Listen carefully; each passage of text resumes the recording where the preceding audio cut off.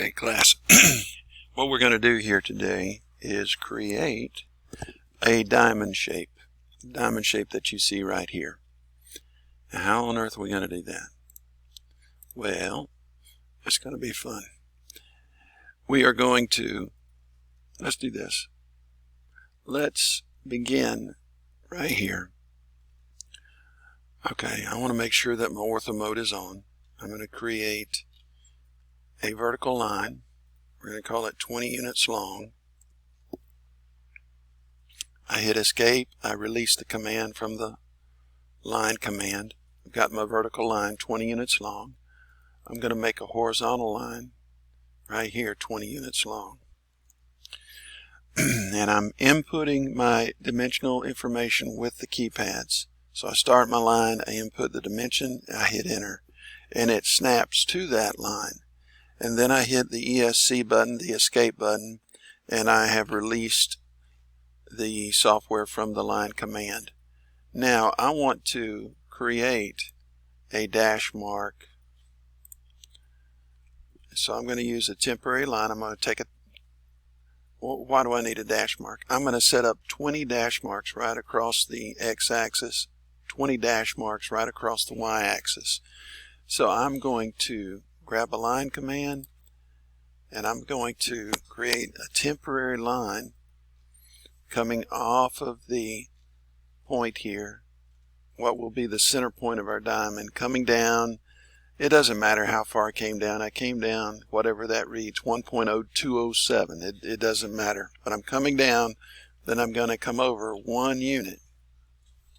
And I'm going to come right here to the line. I'm going to get rid of this. I'm going to get rid of that. And I've got a dash.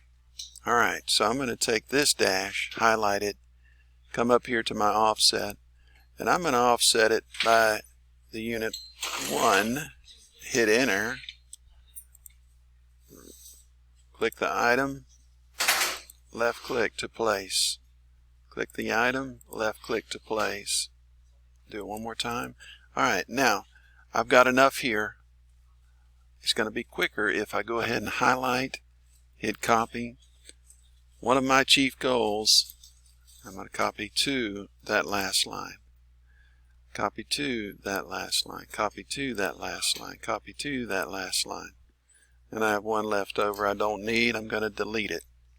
One of my chief goals, I'm highlighting this, I'm going to copy it and rotate. Copy and rotate are the next two commands.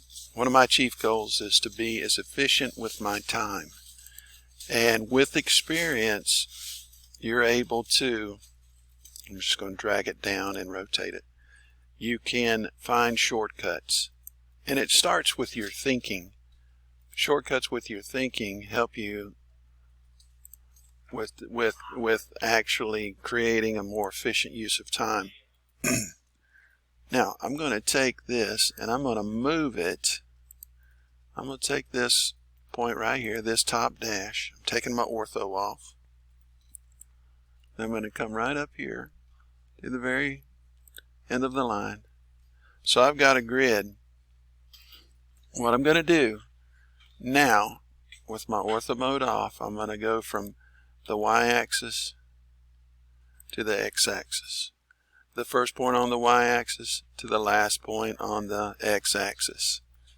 The second point on the y-axis to the next to the last on the x. And I'm going to do this all the way point to point.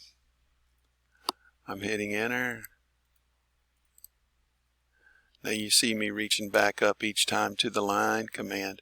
I could do a right click and say repeat line. And that way I won't have to travel so far with my mouse. And I hit escape to release the line command. Line command. See, because if I try to go back, then I'm pulling a line back. So I don't want that. I want to release it. Right click, repeat line.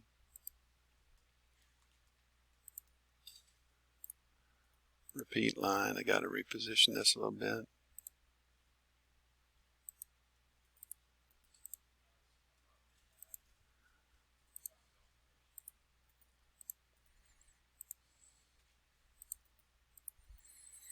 How is this creating that shape, that first diamond shape? Well, just wait.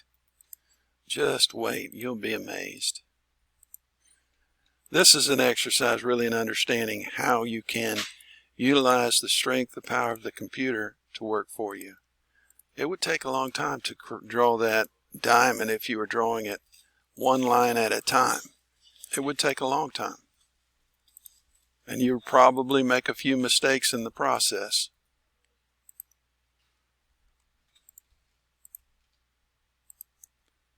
And if I tried to do it one line at a time, I would make mistakes, and I have a little more experience.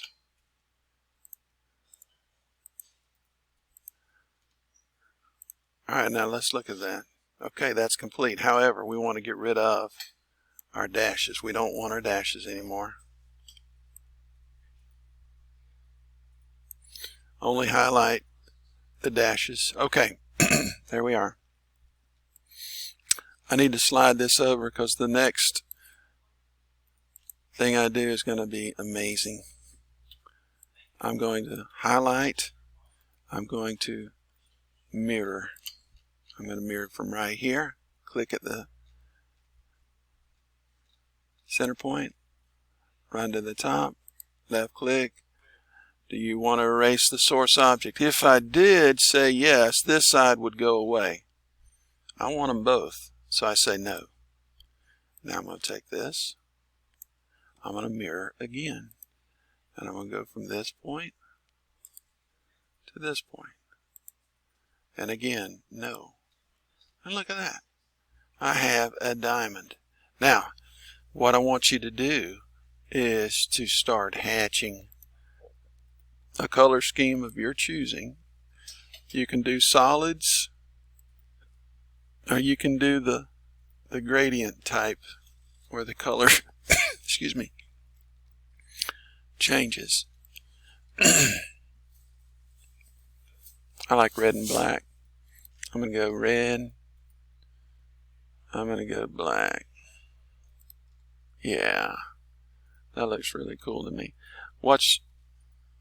Let me see what happened here. Oh, look at that. I messed up. I didn't get right on my point there. I wonder if there's any way to fix that. I know how to fix it. I'm gonna hit the back button a few times. Okay, now this is connected. So let's just mirror again. Let's mirror from here. Make sure we're on that point. Make sure we're on this point. This point's connected. This point's connected. Now we're good. So let's spend some time working on this, coloring it.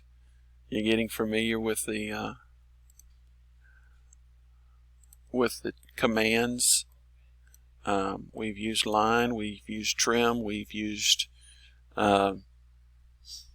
offset, we've used rotate, we've used mirror, we've used the delete, and we've used the hatch, we've used the trim.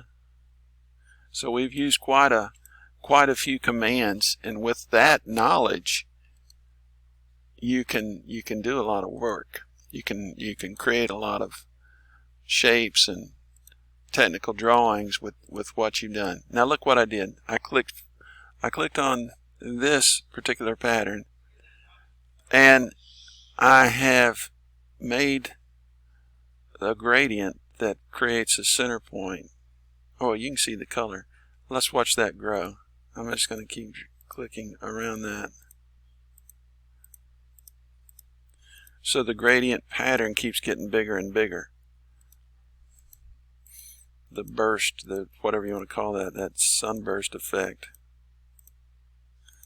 I have 3 squares above and to the sides of the center point of this diamond pattern. And if I kept going, it would just continue to grow in that way.